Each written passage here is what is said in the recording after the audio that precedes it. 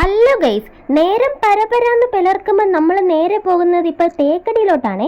ഈ തേക്കടിയിലോട്ടുള്ള യാത്ര ചെന്ന് അവസാനിക്കുന്നത് തമിഴ്നാട്ടിലാണ്. നമ്മൾ മാത്രമല്ല കേട്ടോ ട്രിപ്പ് പോകുന്നത്, നമ്മുടെ ഫാമിലി ഉണ്ട്. അങ്ങനെ ഉറക്കശീലമൊക്കെ മാറ്റാൻ വേണ്ടി നമ്മളൊരു കടയിൽ ചെന്ന് ചായക്ക് ഓർഡർ കൊടുത്തിട്ട് ഞാൻ തിരിഞ്ഞു നോക്കുമ്പോൾ ഒക്കെ എനിക്കൊരു പെട്ടി എടുത്തോ ഒക്കെ പാഴ്സൽ എന്ന് പറഞ്ഞത് ആ പൊന്നു ഇവിടെ ഛർദ്ദിച്ച് വശം കെട്ട് നിൽക്കുകയാണ് കേട്ടോ. അവർക്ക് വണ്ടിച്ചോരൊക്കെ ഉണ്ടായിരുന്നു. അങ്ങനെ ഒരു കുപ്പി വെള്ളമൊക്കെ പൊന്നിന് വാങ്ങിച്ചു കൊടുത്തിട്ട് ഞാൻ എന്തൊക്കെയോ സൊറ പറഞ്ഞ് വാവളൊന്ന് ചിരിച്ചോണ്ടിരിക്കുവായിരുന്നേ.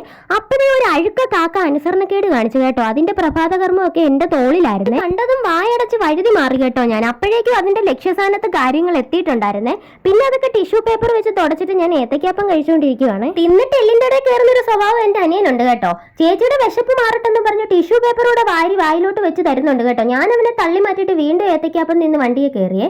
അച്ഛനും അമ്മയും കൂടെ ഉണ്ടായിരുന്നു കേട്ടോ. അവരെവിടെ ഇറങ്ങത്തില്ല. വണ്ടി കയറിയപ്പോൾ തൊട്ട് തിരിച്ച് വീട്ടിലെത്തുന്നവരെ അവർ വണ്ടിക്കകത്ത് വേണേ ഇരിക്കാൻ റെഡിയാണ്. അങ്ങനെ കൊച്ചിനെയൊക്കെ കളിപ്പിച്ച് ഞങ്ങളുടെ യാത്ര പിന്നെയും തുടങ്ങി കേട്ടോ. തലത്തിൽ തല കുടുങ്ങിയ പോലുള്ള എന്റെ ഇപ്പോഴത്തെ സൗണ്ടിന് കാരണം ഈ യാത്രയാണ് കേട്ടോ. യാത്രയുടെ ആഫ്റ്റർ എഫക്റ്റ് ആണ് എന്റെ ഈ പനി. വന്നവർക്കും നിന്നവർക്കും വഴിയെ കൂടെ പോയ അമ്മച്ചിക്ക് വരെ പനിയായി കേട്ടോ. അതുപോലെ പനി പിടിച്ച് 2-3 ദിവസമായിട്ട് ഹോസ്പിറ്റലിലാണ്.